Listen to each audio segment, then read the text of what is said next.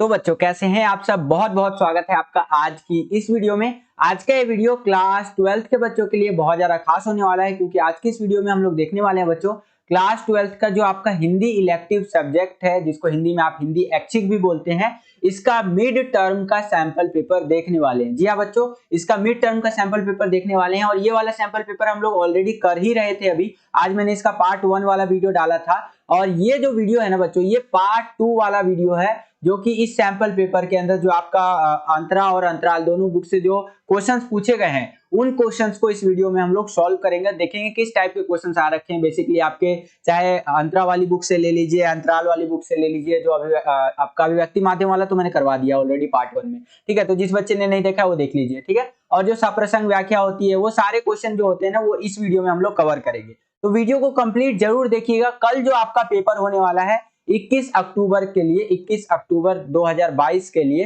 तो उसके लिए बहुत ज्यादा ये इंपॉर्टेंट ये वीडियो होने वाला है। तो वीडियो कंप्लीट जरूर देखिएगा और अगर आपको वीडियो पसंद आता है तो वीडियो को लाइक ज्यादा से ज्यादा कीजिएगा। जितना ज्यादा आप वीडियो को लाइक करेंगे उतना ज्यादा हमारा मोटिवेशन बढ़ता है और वीडियोस को बनाने के लिए। तो चलिए वीडियो को शुरू करते हैं और साथ साथ यहाँ पर ध्यान दीजिएगा कि जो कल का आपका पेपर आएगा वो 3 घंटे का आएगा और 80 नंबर का पेपर आएगा। और यहाँ पर अगर आप सामान्य निर्देश को पढ़ना चाहते हैं तो पढ़ सकते हैं। हम अपने जो पेपर है उसको शुरू करें। अब जो हम लोग क्वेश्चन देखने वाले हैं बच्चों इस वीडियो के अंदर, जो आपकी पाठ्य पुस्तक है अंतरा भाग 2 या अंतराल भाग 2 कह लीजिए, उसके अंदर से देखने वाले हैं। तो देखिए पहला क्वेश्चन यानी 10वां क्वेश्चन इस सैंपल पेपर का क्या कह रहा है कि निम्नलिखित में से किन्हीं दो प्रश्नों को उत्तर देने हैं आपको लगभग 40 शब्दों के अंदर। 40 शब्दों के अंदर देने हैं उत्तर। और ये कितने नंबर के क्वेश्चन होने वाले हैं ये भी थोड़ा सा देख लीजिए। तो ये होंगे आपके 2 नंबर वाले क्वेश्चंस। अगर दोनों क्वेश्चन के आंसर अगर आप सही दे देते हैं तो 4 नंबर आपको मिल जाएंगे। यानी 10वां क्वेश्चन जो आएगा आपका वो 4 नंबर के लिए आएगा, ठीक है। 2-2 नंबर के 2 क्वेश्चन आपको करने हैं यहाँ पर। पहला क्वेश्चन देखिए क्या पूछ रहे हैं यहाँ हमसे कि वह लता वही की जहां कली तू खिली पंक्ति के द्वारा किस प्रसंग को जो है कि उद्घाटित किया गया है। यानी कि क्वेश्चन क्या कह रहा है कि वह लता वही की जहां कली तो खिली है, पंक्ति के द्वारा क्या एक तरह से प्रसंग को दिखाया जा रहा है। तो इसमें क्या है ना, निराला जी जो है आप कह लीजिए सरोज के बारे में यहाँ वर्णन कर रहे हैं, उनके पालन पोषण के बारे में वर्णन कर रहे हैं। जैसे कि यहाँ पर आप देखेंगे तो सरोज की माँ जो है जिसकी बेटी थी, वहीं पर सरोज का लालन पालन पोषण हुआ, यानी कि उनको पाला पोषा गया। पहले मनोहारी लता रूप में वहां विकसित हुई, अर्थात मनोहारी जी का जन्म वहां हुआ और अपने माता पिता की देखरेख में वो बड़ी हुई। उसके बाद देखिए क्या बता रखा है कि लता जब बड़ी हुई तब तुम उस लता में कली के समान खिली, अर्थात मनोहारी जी की कह सकते हैं संतान के रूप में सरोज ने जन्म लिया। परंतु मां की अचानक मृत्यु के बाद क्या हुआ, नाना नानी की देखरेख में युवावस्था को प्राप्त होकर एक युवती बनी वो, और नाना नानी के पास ही तुम्हारा समस्त बाल्यकाल यानी कि जो तुम्हारा बालक वाला जीवन होता है वो बीता है नाना नानी के पास में, और वहीं तुमने युवावस्था में प्रवेश किया था, यानी कि जो जवानी की उम्र होती है वहां पर ही तुमने प्रवेश किया था। तो इस प्रकार से अगर क्वेश्चन आता है तो ऐसे आपको आंसर लिखना है। आई होप कि आपको समझ में आया होगा। 2 नंबर का क्वेश्चन था ये। अगला क्वेश्चन देखिए क्या पूछ रहा है कि अगहन मास में नागमती की विरह वेदना का वर्णन जायसी जी ने, मलिक मोहम्मद जायसी जी ने किस प्रकार किया है। तो जो अगहन मास होता है, जाहिर सी बात है ठंडी का महीना होता है, तो उस टाइम पे जो नागमती जी जो थी उनकी विरह व्यथा या कह लीजिए विरह वेदना, एक दूर रहने की जो एक होती है ना, एक तड़प सी होती है, तो उस चीज को कैसे यहाँ पर मलिक मोहम्मद जायसी जी ने दिखाया है। तो उसका आंसर आपको लिखना है। तो आंसर कुछ इस प्रकार से लिखेंगे कि अगहन मास की ठंड जमाने वाली होती है, मतलब अगहन मास जो होता है आपका वो ठंड जमाने वाला ठंड होता है उस महीने में अगहन के अंदर, जो कि नागमती के हृदय कप कपा रही है। यहाँ पर कह रहा है कि इसके कारण क्या हो रहा है, नागमती का हृदय जो है वो कप कपा रहा है। स्त्रियां जो होती है ना अपने कह सकते हैं अपनी पति की उपस्थिति में साज श्रृंगार करने में लगी रहती हैं, परंतु नागमती के लिए यह साज श्रृंगार कष्टप्रद लग रहा है, क्योंकि देखिए अगर उसका पति हो तब तो वो साज श्रृंगार करेगा, यहाँ पर है ही नहीं। उसके बाद क्या कहा जा रहा है कि उसके पति परदेश को गए हैं। उसके पति कहाँ गए हैं, परदेश को गए हैं। ज्यादातर आप देखेंगे गांव वगैरह में भी ऐसा चीज देखने को मिलता है कि गांव में जो महिलाएं हैं, जो शादीशुदा महिलाएं वो रहती है और उनके पति ज्यादातर शहरों में जाते हैं कमाने खाने के लिए। तो जैसे यहाँ पर नागमती के बारे में बता रखा है, वैसे आज के टाइम पे भी देखने को मिलता है 2022 के अंदर में, ठीक है। अतः यह कहा गया है कि वह किसके लिए यह साज श्रृंगार करे। यह कहा जा रहा है कि इस महीने में वो किसके लिए साज श्रृंगार करे। इस तरीके से मौलिक मोहम्मद जायसी जी ने बता रखा है कि उसका पति तो भाई परदेश गया हुआ है, तो करे किसके लिए, क्योंकि एक जो महिला होती है, एक जो लेडीज होती है जो अपने आप को अच्छा दिखाने के लिए मेकअप करती हैं, साज श्रृंगार करती हैं, ताकि वो मेकअप किसी को दिखाएंगी ना, तो महिलाएं जो शादीशुदा महिलाएं होती है वो अपने पति को दिखाने के लिए करती है कि चलो मैं आज अच्छा दिख रही हूँ, और उसका पति थोड़ी सी उसकी तारीफ कर दे। लेकिन यहाँ पर क्या बता रहा है कि वो जो नागमती है बच्चों, वो किसके लिए करे ये सब साज श्रृंगार, क्योंकि उसका पति कहाँ गया हुआ है, उसका पति तो परदेश गया हुआ है। ठीक है, तो इस प्रकार से यहाँ पर आंसर लिख रखा है। उसके आगे देखिए बता रखा है कि लोग ठंड की मार से बचने के लिए स्थान स्थान पर आग जलाकर बैठे रहते हैं, परंतु नागमती को तो विरह रूपी अग्नि अंदर ही अंदर जला रही थी, वह इसे कैसे शांत करे। कहने का मतलब यह है कि कह रहा है कि जो ठंडी का महीना होता है आपका, उसके अंदर आप देखेंगे कि लोग अपने आप को गर्म रखने के लिए वो क्या करते हैं, जगह जगह आग जला करके रखते हैं। आपने भी देखा होगा ठंडी के महीने में क्या होता है, लोग ज्यादातर आग जला कर रखते हैं ताकि अपने शरीर को गर्म कर सके आग ताप करके।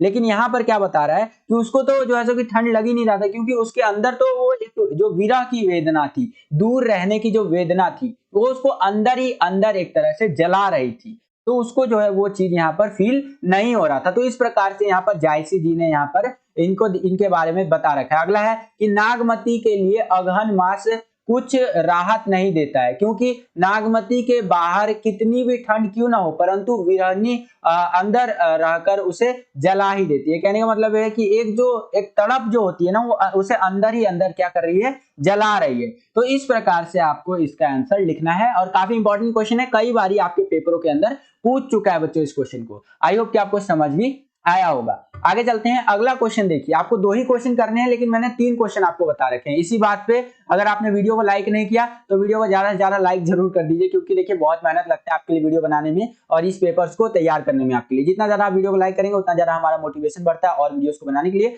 अगर आप चैनल पर नए आ गए हैं और चैनल को सब्सक्राइब नहीं किया है तो लाल कलर का बटन दबा करके चैनल को जरूर सब्सक्राइब कर लीजिए। जैसे ही आप चैनल को सब्सक्राइब करेंगे वैसे ही आपको बेल का आइकन देखने को मिलेगा, उसको प्रेस करके ऑल पे क्लिक कर लीजिएगा, जिससे कि जो भी हम नया वीडियो डाले उसका नोटिफिकेशन सबसे पहले आपको मिल जाया करे बच्चों। चलिए अगला क्वेश्चन देखते हैं। तीसरा क्वेश्चन क्या पूछ रहे हैं हमसे कि यह दीप अकेला में दीपक के प्रतीकार्थ को स्पष्ट करते हुए बताइए कि कवि ने उसे स्नेह भरा, गर्व भरा एवं मदमाता जो है वो क्यों कहा है। तो यहाँ पर ये क्या क्वेश्चन पूछा है, ये क्वेश्चन बोल रहा है कि जो यह दीप अकेला वाला जो आपका कह सकते चैप्टर है उसके अंदर बोल रहा है कि जो दीपक के प्रतीकार्थ को स्पष्ट करते हुए कवि ने उसे स्नेह भरा क्यों कहा है, यानी कि एक तरह से प्यार से भरा हुआ क्यों कहा है, और साथ ही साथ उसे मदमाता क्यों कहा है, तो वो आपको एक्सप्लेन करना है बच्चों। तो चलिए देखते हैं कैसे इसका आंसर आपको इस प्रकार से लिखना है कि कवि ने कहा है कि दीप अकेला व्यक्तिगत सत्ता का प्रतीक है। अब ये क्या है भाई, तो इस तरह से आपको लिखना है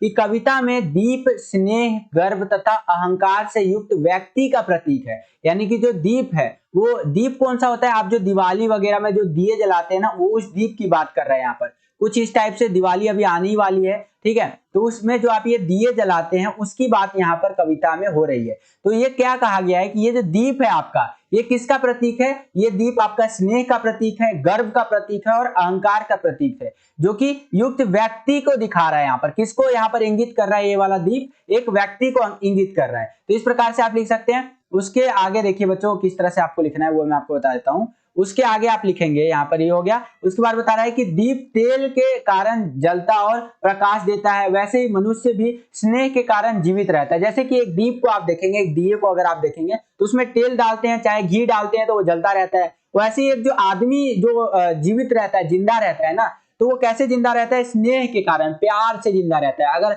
एक आदमी को प्यार ना मिले पूरे जीवन में, चाहे वो माता का प्यार हो, अपनी पत्नी का प्यार हो, अपने भाई बहन का प्यार हो, अपने पिताजी का प्यार हो, ठीक है, तो कोई आदमी का जीवन नहीं है यार, ऐसा कहा जाता है। तो इस तरह से आप कह सकते हैं। अगला है कि दीप संसार को प्रकाशित करता है। जो दीप है आपका, दिया जो है ना, एक तरह से संसार को प्रकाशित कर रहा है। उसकी जो लो होती है वो झुकती नहीं है, उसकी जो लो होती है वो झुकती नहीं। आप देखेंगे तो जो एक दिया जो जलाया जाता है, इस टाइप का एक जो दिया जलाया जाता है, तो उसकी जो आग की जो लपटें होती हैं वो ऊपर की तरफ रहता है हमेशा, वो कभी क्या होता है थोड़ा बहुत हिलेगा लेकिन वो कभी झुकेगा आपका नहीं बच्चों। तो उसी प्रकार से यहाँ पर बता रहा है कि ये उसकी जो लौ होती है ना वो झुकती नहीं है। तो उसके आगे देखिए क्या बता रखा है बच्चों आपका, उसके आगे बता रखा है कि जो उसके गर्व का सूचक है, जो कि क्या है कि उसके गर्व का सूचक है कि भाई वो उसकी लौ जो है, उसकी आग जो है वो कभी झुकती नहीं है, तो वो उसके लिए गर्व का विषय है। मनुष्यों में अपने कार्य के कारण गर्व विद्यमान होता है, यानी कि जो मनुष्य होता है ना, जो आदमी होते हैं या औरत जो भी होते हैं, मनुष्य ह्यूमंस जो होते हैं, उनके अंदर अपने काम को लेकर के गर्व होता है। जैसे मुझे गर्व होता है कि मैं आपको पढ़ा रहा हूं, तो मुझे अच्छा लगता है कि मैं अपना काम बढ़िया से बढ़िया तरीके से कर रहा हूं, और आपको भी अच्छा लगता है कि आप वीडियोस देख रहे हैं, अपना एक स्टूडेंट लाइफ के अंदर पढ़ाई कर रहे हैं। तो ये चीज है, तो उसी चीज को रिलेट करते हुए मैंने आपको बताया कि यहाँ पर बताया जा रहा है कि मनुष्य भी गर्व करते हैं दिए के समान, क्योंकि दिए की जो लौ होती है वो झुकती नहीं है, तो वो गर्व करता है कि भाई मेरा लौ, मेरा जो आग है वो तो कभी झुक ही नहीं रहा है। तो आदमी भी जब अपना काम करता है तो उसके काम करने के कारण जब वो अच्छे काम करता है तो वो खुद पे गर्व करता है। ना केवल वो खुद पे गर्व करता है, उसके माता पिता, उसके पूरा परिवार जो है उस पर गर्व करता है कि बंदे ने बढ़िया काम किया है। ठीक है, इस तरह से लिख सकते हैं, वह कहीं झुकता नहीं है। जलते हुए दिए की जो लौ होती है इधर उधर हिलती है, मैंने आपको बताया। कवि ने इसे ही जो है कि मदमाती कहा है, यानी कि मनुष्य भी मस्ती में इधर उधर क्या करता है कि जो मद माता रहता है, यानी कि इधर उधर घूमता है। जब आदमी जब खुश होता है ना बिल्कुल, तो मद मस्ती मगन ऐसा हो जाता है बिल्कुल, कि भाई उसका मन जो है ना बिल्कुल मदमस्त हो जाता है। यही कारण है कि कवि ने उसे स्नेह भरा, गर्भ भरा एवं कह सकते हैं मदमाता हुआ कहा है। किसको? दीप को। तो आई होप कि ये क्वेश्चन भी आपको समझ में आया होगा। आगे चलते हैं, अगला क्वेश्चन जो है हमारा 11वां क्वेश्चन। 11वां क्वेश्चन कौन सा है? यहाँ पर क्या कह रहा है कि निम्नलिखित में से किसी एक काव्यांश की जो है आपको सप्रसंग व्याख्या करें। यानी कि यहाँ पर आपको दो सप्रसंग व्याख्या करने के लिए क्वेश्चन दे रखा है, दो में से कोई एक क्वेश्चन आपको अटेंड करना है, दो में से। ठीक है, और 11वां क्वेश्चन आपका कितने नंबर का आएगा? तो जो 11वां क्वेश्चन सप्रसंग व्याख्या वाला है ये 6 नंबर का आएगा। ठीक है, ध्यान रखिएगा। तो दो में से अगर एक आप सही कर देते हैं बिल्कुल करेक्ट, तो जो 6 नंबर है आपको सप्रसंग व्याख्या वाले वो मिल जाएगा। इसके अंदर बहुत सारे बच्चे कंफ्यूज होते हैं कि सर, तो ध्यान से देखिए कि सप्रसंग व्याख्या की कैसे जाती है काव्यांश की। तो यहाँ पर आपको इस तरह से दे दिया कि मुझ भाग्यहीन डैश डैश डैश डैश कर करता मैं तेरा तर्पण। ठीक है, तो इस तरह से आपको ये दे दिया ये लाइन एक, और इसकी आपको क्या करनी है? सप्रसंग व्याख्या करनी है। तो कैसे करेंगे, ध्यान से समझिए। इस संदर्भ में दिया क्या है? तो ये कवि के द्वारा यहाँ पर दिया गया, सूर्यकांत त्रिपाठी निराला जी के द्वारा, और कविता जो है हमारी कौन सी है? सरोज स्मृति के अंदर से ये लिया गया है। इसके अंदर प्रसंग लिखेंगे, प्रसंग में क्या होगा कि इस गीत में कवि ने अपनी पुत्री सरोज के आकस्मिक निधन पर अपनी मर्मता जो है वो कह लीजिए एक तरह से दुख है और पीड़ा और वेदना व्यक्त की है। तो इस तरह से आप प्रसंग बना सकते हैं। अब व्याख्या कर देनी है, आपको एक्सप्लेन कर देना कि इसके अंदर पूरा बताया क्या गया है। ठीक है, तो वो जो लाइन है आपको हिंट के लिए दे रखा था, आप व्याख्या कर दीजिए। जैसे कि कवि अपनी पुत्री को संबोधित करते हुए कहता है कि हे पुत्री, मुझ अभागे का एकमात्र तू ही सहारा थी। आज तुम्हारे निधन के 2 वर्ष बाद तुम्हारी याद से व्याकुल होकर इस बात को प्रकट कर रहा हूं कि जो मैंने आज तक नहीं कही थी। मेरे जीवन की कहानी तो दुख की कहानी है, अर्थात मैं आजीवन विपत्तियों का सामना करता आया हूं। तो यहाँ पर कहा जा रहा है कि वो अपनी पुत्री को याद कर रहे हैं और कह रहे हैं कि मेरा जो जीवन है वो तो पूरे दुख से ही भरा हुआ है और मैं विपत्तियों से, चुनौतियों का सामना ही करता आया हूं आज तक। उसके आगे देखिए क्या बता रखा है कि यह बात आज तक मैंने किसी से भी नहीं की। यानी कि ये जो बात है कि मेरी जो पूरी का पूरा जीवन है वो दुख से भरा हुआ है, ये बात मैंने आज तक कभी नहीं की है। तो आज कहकर भी क्या करूंगा, यानी कि आज जो कह करके भी इसको क्या ही कर सकता हूं। यही मेरा धर्म है और मेरे साथ रहे, चाहे मेरे सारे कर्म पर भले ही बिजली टूट पड़े। यानी कि यही मेरा धर्म है कि मैं अपनी जो वेदना है वो किसी को ना बताऊं, चाहे मेरे जितने भी कर्म है वो सारे कर्म के जो फल है वो मुझे ना मिले एक तरह से, या उस पर बिजली गिर पड़े, मैं उन्हें सिर झुकाकर स्वीकार कर लूंगा और इस जीवन मार्ग पर मेरे संपूर्ण कार्य उसी प्रकार नष्ट हो जाएं जिस प्रकार शरद ऋतु में ठंड के कारण कमल का फूल जो है वो नष्ट हो जाता है। तो यहाँ पर क्या कहने का प्रयास किया जा रहा है कि ये बोल रहे हैं कि जो प्रॉब्लम है वो सारा प्रॉब्लम इसी प्रकार से होए, और जो यहाँ का कह रहा है कि इस जीवन मार्ग पर मेरे संपूर्ण कार्य उसी प्रकार नष्ट हो जाए। यानी कि ये जो जीवन चल रहा है इस पर मेरे जितने भी काम है वो उसी तरह से खत्म हो जाने चाहिए जिस प्रकार से जो सर्दी के महीने में आप देखेंगे शरद ऋतु में ठंड के कारण कमल का फूल जो होता है वो नष्ट हो जाता है। भाव यह है कि भले ही अपने सद्कार्यों यानी अच्छे कार्यों के लिए मुझे यश की प्राप्ति ना हो, यानी कि फल ना मिले एक तरह से, तो भी मुझे किसी प्रकार का दुख या कह लीजिए दुख या पीड़ा नहीं होगी। हे पुत्री, मैं आज अपने पिछले सभी जन्मों के अपने पुण्यों और संचित कर्मों को श्राद्धुत के रूप में तुम्हें अर्पण कर रहा हूं। यानी कि कह रहे हैं, हे पुत्री, जो मेरे आज तक के जितने भी मैंने पुण्य किए हैं और जो मैंने पिछले जन्म में पुण्य किए हैं, वो एक तरह से तुम्हें दे रहा हूं, तुम्हारे सामने अर्पण कर रहा हूं। तो इस तरह से आपको व्याख्या कर देनी है बच्चों। उसके आगे देखिए, क्या आपको एक काव्यान कह लीजिए काव्य विशेषता लिखनी है। इसकी काव्य विशेषता में क्या बता रखा है कि इसके अंदर शोक गीत में कवि का समस्त दैन्य भाव मुखरित हो उठा है, यानी कि उसके अंदर की जितनी भी भावनाएं हैं वो बाहर आ गई है कि इसमें शोक में एक तरह से दुख मना रहा है, उसके जीवन की संपूर्ण वेदना और अभिव्यक्ति प्राप्त हुई उसे, और तत्सम शब्दावली युक्त खड़ी बोली का प्रयोग किया गया है, और छंद जो है हमारा मुक्त छंद है। फिर भाव सौंदर्य के अंदर कुछ बातें बता दिया कि पुत्री के विवाह के आयोजन में पत्नी के प्रति रूप को अपनी बेटी में निहारने का वह अपनी अभावग्रस्त जिंदगी का वर्णन किया, यानी कि एक तरह से अपनी पत्नी को अपनी बेटी में देखने का प्रयास किया।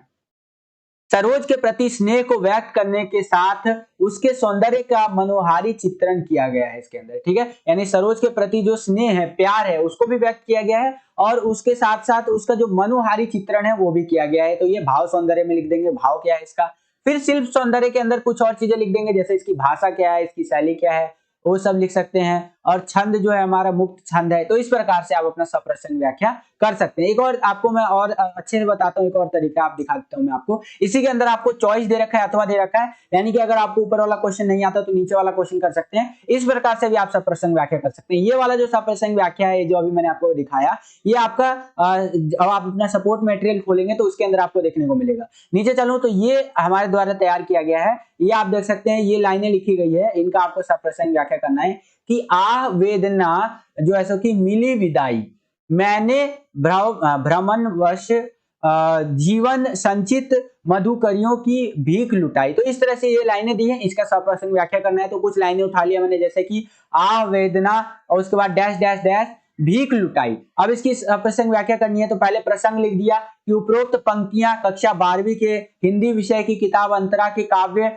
देवसेना के गीत से अवतरित है, यानी वहां से ली गई है, जिसके कवि जो है जयशंकर प्रसाद जी हैं। इस तरह से हो गया आपका। फिर संदर्भ लिखेंगे कि जैसे कि देवसेना स्कंदगुप्त के प्रेम निराश होकर जीवन भर भ्रम में जीती रहती है। तो इस तरह से आप यहाँ पर देख सकते हैं, इस तरह से आपको एक संदर्भ बनाना है और फिर इसकी व्याख्या कर देनी है, टोटल व्याख्या। जैसे मैंने अभी आपको व्याख्या दिखाया कि जैसे कि देवसेना कहती है कि मुझ जीवन के अंतिम क्षणों में, ठीक है, में भी दुख और पीड़ा ही मिली है, यानी कि मुझे जीवन के लास्ट टाइम में दुख और पीड़ा ही मिली है, और उसी के आधार पर कुछ बातें यहाँ पर बता रखा है, जिसको वीडियो को पॉज करके आप पढ़ सकते हैं। तो इस तरह से व्याख्या कर दीजिएगा। और फिर उसके बाद कुछ विशेष के अंदर कुछ और चीजें आप लिख सकते हैं, जैसे कि चित्रण के बारे में बताए, तो यहाँ चित्रण में देवसेना की विरह दशा तथा हतोत्साहित मन यानी दुखी मन के बारे में बता रखा है। फिर भाषा जो है उसका सरल और विषयानुकूल भाषा है। इस तरह से अलंकार कौन सा है, मानवीकरण और रूपक तथा अनुप्रास अलंकार है, उदाहरण के लिए बता रखा है। रस क्या है, करुण रस,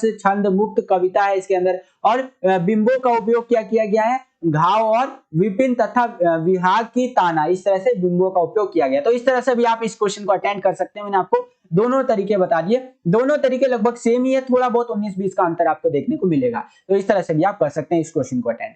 आई होप कि आपको समझ में आया होगा। आगे चलते हैं, अब हम लोग अगले क्वेश्चन में आ गए हैं। अगला क्वेश्चन है हमारा 12वां क्वेश्चन, जिसमें क्या बोल रहा है कि निम्नलिखित में से किन्हीं दो प्रश्नों के उत्तर लगभग 40 शब्दों में आपको देना है, ठीक है। 12वां क्वेश्चन देख लीजिए बच्चों, कितने नंबर का आएगा। 2 क्वेश्चन आपको करने के लिए बोला है, 3 क्वेश्चन में से 1 क्वेश्चन आपका रहेगा 2 नंबर के लिए, ध्यान रखिएगा। तो देखते हैं यहाँ पर 12वें के पहले में देखिए क्या क्वेश्चन हमसे पूछ रखा है यहाँ पर बच्चों। 12वें के पहले क्वेश्चन में पूछा है कि चौधरी साहब एक खासे हिंदुस्तानी रईस थे। कैसे थे वो एक खासे हिंदुस्तानी रईस, तो वो आपको बताना है। तो वो ऐसे थे कि चौधरी जी जो थे ना, वो प्रेम धन की व्यक्तिगत विशेषता देखने को मिलेगी, यानी कि प्रेमधन जी जो खासा हिंदुस्तानी रईस थे। इसके बारे में हमने स्टार्टिंग में भी डिस्कस किया। इसके बारे में बताया गया है कि उनकी हर बात में जो है सो की तबीयतदारी टपकती थी और एक तरह से ना निराली बातें देखने को मिलती थी। बसंत पंचमी, होली आदि त्योहारों पर उनके घर में खूब नाच रंग और उत्सव हुआ करते थे। उनकी बातें विलक्षण वक्रता त्यागात्मक जो है सो कि लिए रहती थी और चौधरी साहब प्राय लोगों को बनाया करते थे। वे प्रसिद्ध कवि होने के साथ साथ भाषा के विद्वान भी थे। तो इस प्रकार से आपको इस क्वेश्चन का आंसर लिखना है। आई होप कि आपको समझ में आया होगा। नेक्स्ट क्वेश्चन देखिए 2 नंबर के लिए क्या पूछ रखा है कि लेखक ने धर्म का रहस्य जानने के लिए घड़ी के पुर्जे का दृष्टांत क्यों दिया है। कि जो आपका कह लीजिए धर्म होता है उसका अगर आपको रहस्य जानना है तो उसके बारे में घड़ी के पुर्जे के बारे में क्यों इस तरह से बता रखा है। तो लेखक ने धर्म का रहस्य जानने के लिए घड़ी के पुर्जे का उदाहरण लिया है क्योंकि उन्होंने घड़ी को केवल समय बताने वाली मशीन समझने तक ही सीमित न मानकर घड़ी को खोलकर देखने और उसकी साफ सफाई कल पुर्जों के विषय में जानकारी हासिल करने का अधिकार सबका होना चाहिए ऐसा माना है। इसी प्रकार धर्म से संबंधित बातें धर्मोपदेशों तक ही सीमित न रहे, सभी को उनके अर्थों का बोध ज्ञान या कह लीजिए ज्ञान, यहाँ पर थोड़ा सा ये ज्ञान ही होगा आपका, कराया जाना चाहिए। ये क्वेश्चन में क्या, क्वेश्चन के आंसर में क्या समझाने का प्रयास कर रहा है। क्वेश्चन के आंसर में ये समझा रहा है ना कि जैसे घड़ी जो होता है ना वो केवल टाइम नहीं बताता है, तो उसके अगर हम पाठ पूछे देखें तो पाठ पूछे आप अलग करके साफ सफाई कर सकते हैं, इस तरह से चीजें हैं। तो उसी प्रकार से जो धर्म के रहस्यों को अगर आप समझना है आपको तो केवल ग्रंथों तक या इन चीजों तक सीमित नहीं रहना पड़ेगा, आपको अपना भी जो है ना थोड़ा दिमाग लगा करके और अपने हिसाब से भी उसका अर्थ समझने का प्रयास करना होगा। इस तरह से कुछ चीजें यहाँ पर बता रखी है जो कि आपको लिखना है। आई होप कि आपको समझ में आया होगा। अगला क्वेश्चन देखिए काफी इंपॉर्टेंट है कि संवाद देते हुए समय बड़ी बहुरिया की आंखें जो है वो क्यों जो सो कि छलछला आई, यानी कि उनकी आंखें एक तरह से भर क्यों आई, आंखों में आंसू कैसे आ गए। तो संवाद कहते वक्त बड़ी बहुरिया का दुख आंखों के जरिए बाहर आ गया था। वह यूं आया था कि यहाँ बेहद परेशान थी, वो जो थी यहाँ पर बेहद ही परेशान थी। उसकी हालत, बड़ी बहुरिया की जो हालत थी वो बहुत ज्यादा खराब थी। संवदिया के आगे उसे अपनी दशा व्यक्त करनी पड़ी। संवदिया जो था उसके आगे जो है किसको, बड़ी बहुरिया को अपनी जो व्यथा थी, जो चीजें थी उसको व्यक्त करनी पड़ी। अब संवदिया कौन है, संवदिया जो संवाद लेकर के एक स्थान से दूसरे स्थान पे जाता है। आज के टाइम पे संवदिया कौन है, आज के टाइम पे संवदिया है आपका फोन का व्हाट्सएप। अगर आपके फोन के आप अपने फोन में व्हाट्सएप चलाते हैं तो वो एक तरह का संवदिया है। वो क्या करता है, आपकी चीजों को किसी और को अगर आपको भेजना है, जैसे आप अपनी दुख को या फिर खुशी को अपने दोस्त को भेजना चाहते हैं तो क्या करेंगे, अपने दोस्त को व्हाट्सएप पे मैसेज कर देंगे। ये आज के जमाने का संवदिया है। लेकिन पुराने जमाने में क्या हुआ करता था कि एक संवदिया हुआ करता था जिसको लोग अपनी बातें बताते थे, चीजें बताते थे और उनको बोलते थे कि भाई ये मैं हूं ए और ये मेरा भाई बी है और तेरा नाम है सी, यानी कि तू संवदिया है, तो मैं तेरे को एक बात बता रहा हूं, तू उसको लेकर के जा मेरे भाई को सुना दे। उस टाइम पे तो फोन नाम का टेक्नोलॉजी है था नहीं, तो उसी हिसाब से यहाँ पर बता रखा है कि जब बड़ी बहुरिया अपनी दुख वेदना उसको बताती है तो उसकी आंखें जो है ना वो भर आती है, ठीक है, और वो बहुत खराब हालत में होती है। उसके आगे देखिए क्या बता रखा है कि संवदिया के आगे उसे अपनी दशा व्यक्त करनी पड़ी। अभी तक उन्होंने अपनी दशा को सबसे छुपाया हुआ था, वो अपनी बातों को, अपनी चीजों को सबसे छुपा करके रखी थी कि भाई अगर एक वक्त का रोटी खा करके भी सो रही है घर में तो किसी को बताए ना। लेकिन अब उसको क्या करना पड़ रहा है, संवदिया को वो चीजें बतानी पड़ रही है, जिससे कि क्या हो रहा है उसका बच्चों, यहाँ पर उसकी आंखों में पूरा एक तरह से छलछला आया, आंखों में एक तरह से आंसू आ गए। लेकिन अब संवदिया उनकी दशा को जानता था, अपनी करुण दशा का वर्णन करते हुए उनकी आंखें जो है वो छलछला आई। तो इस तरह से इस क्वेश्चन का आंसर आप लिख सकते हैं। आई होप कि आपको ये क्वेश्चन समझ में आया होगा बच्चों। आगे चलते हैं, अगला क्वेश्चन देखिए 13वां क्वेश्चन। 13वां क्वेश्चन क्या है, इसमें बोला है निम्नलिखित गद्यांश जो है उसकी सप्रसंग व्याख्या करनी है। तो ये वाला क्वेश्चन भी है, इसके अंदर भी आपको सप्रसंग व्याख्या करना है। और 13वां जो क्वेश्चन आएगा आपका वो आएगा आपका 6 नंबर के लिए। यहाँ पर आप देख सकते हैं 6 नंबर का सप्रसंग व्याख्या आपको करना है, ठीक है। तो चलिए देखते हैं यहाँ पर, तो कुछ इस तरह से लाइनें दे दी हैं, इस लाइनों में से मैंने ये उठा लिया है। यहाँ पर आप देख सकते हैं कि बकोल वात्स्यायन के डैश डैश डैश तेज पिंड से, और इसके बारे में देखिए कैसे सप्रसंग व्याख्या करनी है आपको। पहले तो प्रसंग लिख देना है कि उपरोक्त पंक्तियां कक्षा 12 के कहां से ली गई है, हिंदी विषय की किताब अंतरा से ली गई है। ये सुमरिनी के मन के वाला जो चैप्टर है वहां से लिया गया है और अवतरित है, यानी कि, और जिसके लेखक पंडित चंद्रधर शर्मा गुलेरी जी है। तो ये आप प्रसंग के अंदर लिख सकते हैं। उसके आगे आप संदर्भ लिख सकते हैं कि पंक्तियों के आधार पर लेखक कहना चाहते हैं कि ये जो पंक्तियां ऊपर आपने देखी, ये जो पंक्तियां हैं, ठीक है, तो इसके आधार पर लेखक कहना चाहते हैं कि मनुष्य को अपने आने वाले कल की दिन के विषय में आज व्यर्थ नहीं करना चाहिए। जो आने वाला दिन है ना, उसके लिए अपने आज बर्बाद मत करो यार, आज मेहनत करो, आने वाला दिन तो ऑटोमेटिकली सही हो जाएगा। ठीक है, तो इस तरह से संदर्भ बता दिया कि किस संदर्भ में ये पंक्तियां कहां जा रही हैं, इस तरह से। फिर उसके बाद इसकी व्याख्या बता दी, पूरी की पूरी व्याख्या कर दीजिए कि क्या है इसके अंदर, पूरा डिटेल में एक्सप्लेन कर दीजिए। जैसे कि उपरोक्त पंक्तियों के अनुसार लेखक कहते हैं कि जो वस्तु हमारे पास इस समय विद्यमान है वो हमें उसे ही सही कहना चाहिए। इस तरह से लेखक ने बातें बताई है और आपको व्याख्या करनी है। वीडियो को पॉज करके आप पूरा व्याख्या जो है वो पढ़ सकते हैं। ठीक है, तो इस प्रकार से आपको व्याख्या करनी है। उसके आगे देखिए विशेष के अंदर कुछ चीजें लिख देंगे, जैसे कि जो भाषा है वो सरल एवं सहज है, इसका उपयोग किया गया है, सरल सहज भाषा का उपयोग किया गया है। व्यंग्यात्मक विद्या का उपयोग किया गया है, अलंकार से युक्त स्टाइल इस्तेमाल किया गया है, शैली इस्तेमाल किया गया है, और समाज को सचेत करने का इसके अंदर मैसेज दिया गया है। तो आई होप कि आपको ये क्वेश्चन भी समझ में आया होगा। 6 नंबर का था, 13वां क्वेश्चन, जो कि सप्रश्न व्याख्या वाला आएगा कल का आपका पेपर के अंदर ये क्वेश्चन। आई होप कि आपको वीडियो पसंद आ रहा होगा। वीडियो को ज्यादा से ज्यादा लाइक जरूर कीजिएगा, जितना ज्यादा आप लाइक करते हैं उतना ज्यादा हमारा मोटिवेशन बढ़ता है। और चैनल को सब्सक्राइब नहीं किया तो सब्सक्राइब भी कर लीजिए, बेल आइकन दबा करके ऑल पे भी क्लिक कर दीजिएगा, जिससे कि जो भी हम नया वीडियो डाले उसका नोटिफिकेशन सबसे पहले आपको मिल जाया कर बच्चे। चलिए अगला क्वेश्चन देखते हैं, 14वां क्वेश्चन। 14वां क्वेश्चन यहाँ पर देखिए क्या पूछा है कि निम्नलिखित में से किसी एक प्रश्न का उत्तर लगभग 60 शब्दों में आपको देना है। 14वां क्वेश्चन देखिए कितने नंबर का आएगा आपका, 14वां क्वेश्चन आएगा आपका 3 नंबर का। यानी कि इसमें से 2 क्वेश्चन आपसे पूछा होगा, 2 में से कोई एक क्वेश्चन करना है 3 नंबर के लिए, 60 शब्दों में आपको उसका उत्तर देना है। तो मैंने दोनों ही बता दिए आपको। पहला क्वेश्चन देखिए क्या पूछ रहा है यहाँ पर हमसे कि तो हम तो 100 लाख बार बनाएंगे। इस कथन के संदर्भ में सूरदास के चरित्र की विवेचना करनी है। यानी कि यहाँ पर एक कथन दे दिया है, स्टेटमेंट दे दिया है कि हम तो 100 लाख बार बनाएंगे भाई। इस कथन के संदर्भ में सूरदास का जो कैरेक्टर है उसके बारे में आपको बताना है। तो यहाँ पर देखिए इस प्रकार से आपको लिखना है कि सूरदास का इस वाक्य से एक सशक्त चरित्र उभर करके आता है, यानी एक तगड़ा जो है कैरेक्टर निकल करके आता है, यानी कि हार ना मानने की इच्छा। सूरदास जीवन की विषम तथा प्रतिकूल परिस्थितियों में भी हार नहीं मानता है, पुनः परिश्रम करने की या कह लीजिए को तैयार रहता है। उसकी झोपड़ी उपड़ी जब जल गई तो भी सूरदास ने हार नहीं माना। वो ऐसा बंदा था जो सोचता था कि भाई क्या दिक्कत है, चला गया तो कोई नहीं, दोबारा बना लेंगे। ठीक है, हम अगर शरीर है तो सब कुछ है, शरीर अगर नहीं है तो कुछ नहीं है, तो शरीर रहना चाहिए बस, बाकी तो सब कर ही लेंगे यार, कोई दिक्कत नहीं है। अगला है कि सूरदास जो था ना वो कर्मशील और मेहनती बंदा था, यानी कि वो कर्मा में बिलीव रखता था, काम करने में बिलीव रखता था। सूरदास एक मेहनती व्यक्ति था। अंधा होने पर भी उसने इतने पैसे जमा किए थे कि आगे भी मेहनत करने से नहीं कतराता था। यानी कि अंधा तो था वो, लेकिन फिर भी उसने इतना पैसा जमा कर लिया, उसके बाद भी वो काम करने से कतराता नहीं था। कई लोगों को आप देखेंगे कि उसकी जेब में कुछ पैसे आ जाते हैं, कुछ गरीब लोगों के जेब में, तो क्या करते हैं कि भाई वो सोचते हैं कि अरे बहुत पैसा आ गया, अभी कुछ दिन काम चल जाएगा तो मैं अब काम ही नहीं करता हूँ। तो ये चीज गलत है। लेकिन यहाँ पर बिल्कुल उसके उल्टा था। सूरदास एक कर्मशील बंदा था जो कर्मा में बिलीव रखता था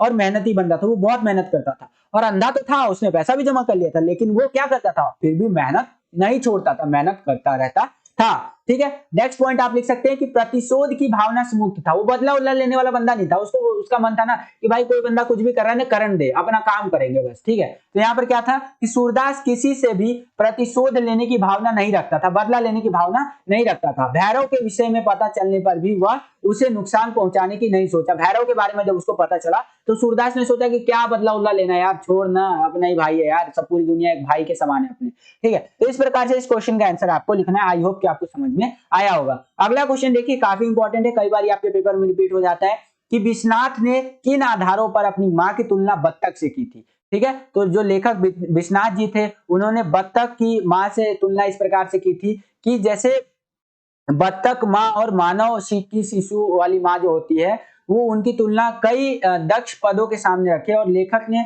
जो सो कि दोनों में कई समानताएं दिखती हैं उनको। यानी कि उन्होंने एक बत्तख की जो माँ होती है, बत्तख आपने देखा होगा सफेद वगैरह कलर का होता है, और एक जो आदमी लोगों की माँ होती है, उन दोनों को एक तरह से अपने दिमाग में बैठाया कि इन दोनों की माँओं में क्या समानताएं होती हैं, और फिर जो है उन दोनों की तुलना की, बत्तख की माँ की और जो इंसानों की माँ होती है, मतलब अपनी माँ जो थी उनकी कह सकते हैं विश्वनाथ की ने अपनी माँ की जो है तुलना, अपनी माँ यानी इंसानों की माँ, जो ह्यूमन जो होते हैं उनकी माँ, और जो है कि बत्तख की जो माँ होती है। तो इस आधार पे कि पहला क्या समानता उनको देखने को मिला दोनों माओं के अंदर कि खतरों से बचाओ। जिस प्रकार से बत्तख अपने पंखों को फैलाकर अंडों को दुनिया की नजरों से बचाकर रखती है, उसी प्रकार मानव की जो भी माँ होती है ना, अपने बच्चों की ढाल बनकर उन्हें दुनिया के खतरों से बचाती है। आपने भी देखा होगा, आपकी जो माँ है, आपकी जो माता श्री है, जिनको मैं हाथ जोड़कर नमन करना चाहूंगा, ठीक है। तो जैसे आपने देखा होगा बत्तख जो होते हैं, वो बत्तख की जो माएँ होती है वो अपने अंडों को पूरी दुनिया से बचा करके रखते हैं। उसी प्रकार से आपकी जो माँ होंगी, जैसे कि वो आपको बचपन से लेकर अब तक पूरी दुनिया की जो बुराइयां हैं उनसे बचाने का प्रयास करती रही होंगी। फॉर एग्जाम्पल आपको बोलती होंगी कि रात को बाहर मत जाया कर, सही नहीं रहता है रात का माहौल, ठीक है। या फिर कई काम करने के लिए आपको मना करती होंगी, ठीक है। कई चीजों में आपको बचाती होंगी। कोई लड़ने आ जाता होगा तो आपकी माँ ही है या आपके पिता ही है जो सबसे पहले आपके आगे खड़े होते होंगे, ठीक है। तो यहाँ पर यही बताया गया है कि जिस प्रकार बत्तख जो है वो अपने पंख फैला करके अपने अंडों को पूरी दुनिया से बचाता है ना, उसी प्रकार से जो मानव लोगों की माँ होती है ना, वो अपने बच्चों की ढाल बन करके जो है अपनी बच्चों को पूरी दुनिया की जो खतरे होते हैं ना उनसे बचाती हैं, ठीक है।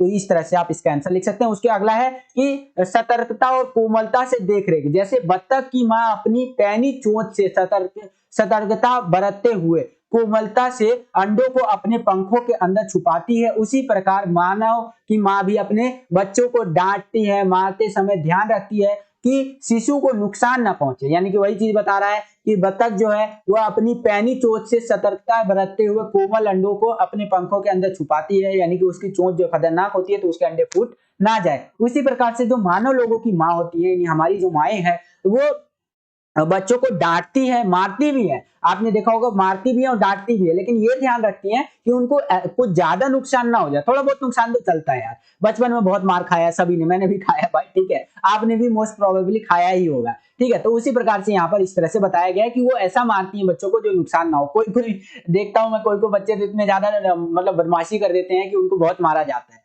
लेकिन फिर भी माँ जो होती है वो माँ ही होती है। ध्यान रखिएगा, एक चीज आप ध्यान रखिएगा, मैंने ये बात कहीं से सुनी थी कि आपको आपकी जितनी भी उम्र है, आपको ये दुनिया आपकी उम्र से जानती है। जैसे कि आप ये दुनिया, जैसे आपकी उम्र अगर 18 साल है, 19 साल है, ठीक है, या 20 साल है, तो आपको ये दुनिया इतने सालों से जान रही है, 18 साल से, 19 साल से या 20 साल से जान रही है। लेकिन जो आपकी माँ है, आपकी माँ इस इतने टाइम से तो आपको जान ही रही है, साथ साथ आपको 9 महीने एक्स्ट्रा से जान रही है, क्योंकि आपने अपनी माँ की कोख के अंदर जो 9 महीने गुजारा है, ठीक है। तो आपकी माँ जो है, आपकी माता श्री आपको 9 महीने ज्यादा जानती हैं औरों से, ठीक है। तो इस प्रकार से मैंने जस्ट एक बात बोली, आई होप कि आपको इतना समझ में आया होगा। अगला पॉइंट आप लिख सकते हैं, तुलना क्यों की थी कि आने वाले खतरे को भाप जाती है। जैसे कि बत्तख जो होती है, बत्तख की माँ निगरानी या कह लीजिए निगाहें सदैव कौवे की ताक पर रखती है या रहती है, यानी कि जो बत्तख की माएँ होती है ना, वो कौवे पे, जो कौवा होता है ना, वो बत्तख का अंडा को नुकसान पहुंचाने का या उनके बच्चों को नुकसान पहुंचाने का सोचते रहता है,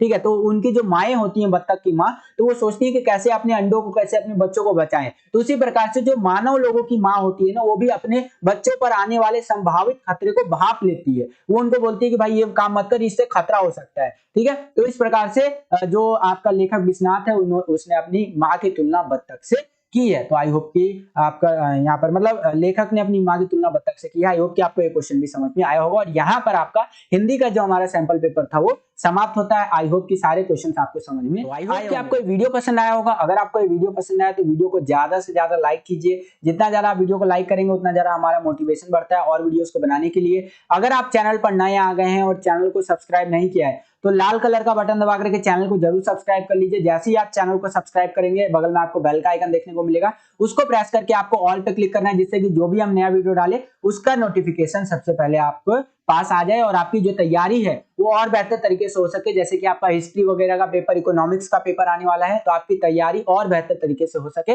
तो सब्सक्राइब करके बेल आइकन पे क्लिक करके ऑल नोटिफिकेशन बेल जरूर दबा लीजिएगा। आज के लिए इतना ही बच्चों, मिलता हूं आपसे अगली एक्साइटिंग वीडियो में। तब तक के लिए खुश रहिए, खुश रखिए सभी को।